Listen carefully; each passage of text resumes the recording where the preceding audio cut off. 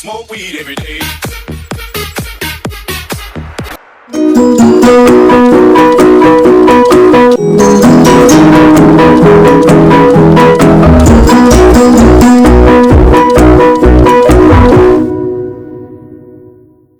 E aí pessoal, tudo bem com vocês?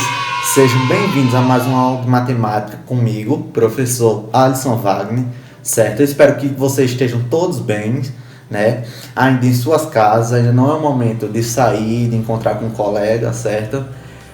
Espero que vocês tenham feito também a atividade de matemática. Antes de eu responder as questões de 1 a 7, tem duas questões aqui da página 15 que fala, agora é com você. Então, essas duas questões eu vou responder aqui em uma forma de conversa com vocês para saber o que vocês fizeram, certo? E ver se tem alguma relação com a resposta, se chegou próximo, e ver também o resultado de vocês, ok? Então, essa primeira questão da página 15 do Agora é com você, ela diz o seguinte, número 1, observando o conjunto dos números naturais, responda.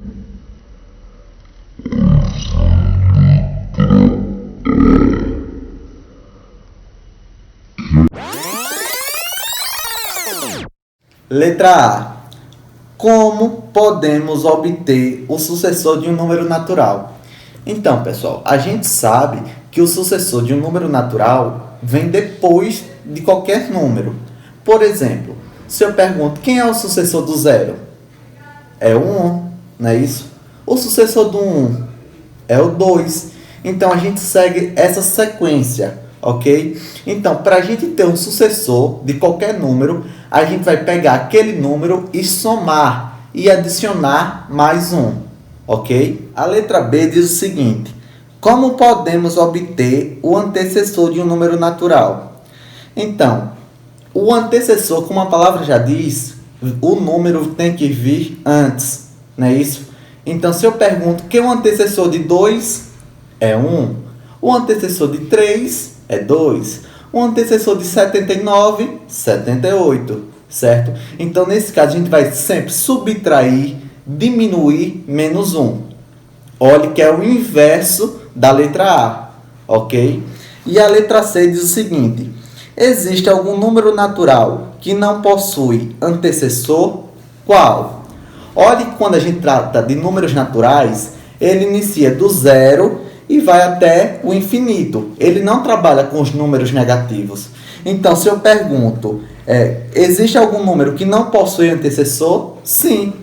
Qual é esse número que não possui antecessor? No caso é quem? O zero. Como eu não posso trabalhar com números negativos, menos 1, então o zero é o único número natural que não tem antecessor. Todos os outros têm o seu antecessor e o seu sucessor. Ok? Para a segunda questão, que diz o seguinte, um número natural pode ser representado de diferentes maneiras. Dê pelo menos 3 formas de se representar o número abaixo. Nós temos aí um número que ele tem, se vocês observarem, 7 algarismos, né? Então, se eu pergunto quantas ordens, que a gente já viu sobre ordens de classes, quantas ordens esse número tem? Se ele tem 7 algarismos, ele possui 7 ordens. Se eu pergunto quantas classes ele tem, vocês vão dizer que são 3 classes, não é isso? Porque ele ocupa a classe, tem a classe das unidades, que são esses 3 primeiros algarismos, depois a classe dos milhares, depois a classe dos milhões. Então, ele ocupa a classe dos milhões, certo? Então, como eu posso representar esse número de diferentes maneiras? A primeira maneira é escrevendo por extenso, certo? Se eu quero representar esse número, eu vou dizer que esse número é 7.653.942, certo?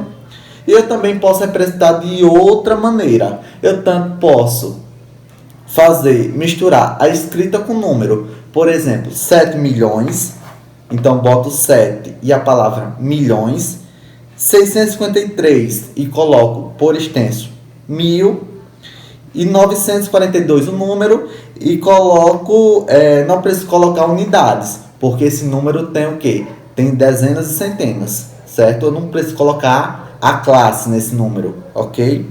A outra forma também que eu posso fazer esse número é através da decomposição, né? E se eu vou decompor um número que tem 7 milhões, né? Então eu vou colocar o 7 e 6 zeros, não é isso? Aí eu somo mais, já que é uma decomposição aditiva, não é isso? Aí se eu tenho 653 mil, né? 942.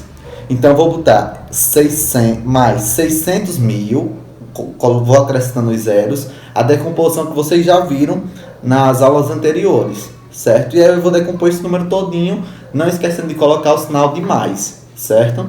Então, essas primeiras questões, essas duas primeiras questões, eu fiz basicamente um bate-papo para vocês pararem e perceberem como a gente utiliza isso no nosso dia a dia, né? Isso para somar, para adicionar, para subtrair algo. Então isso é algo frequente e comum nas nossas casas, não é isso? Se eu tenho uma medida de determinado alimento que eu preciso cozinhar na minha casa, não é isso? Então aquela porção, eu sei que ela dá, vamos supor, para 3 pessoas. Se chegam mais 3 pessoas na minha casa, eu vou ter que dobrar, não é isso? Então eu vou adicionar, ok? Então, pessoal, obrigado pela participação de todos e até a próxima aula. Valeu!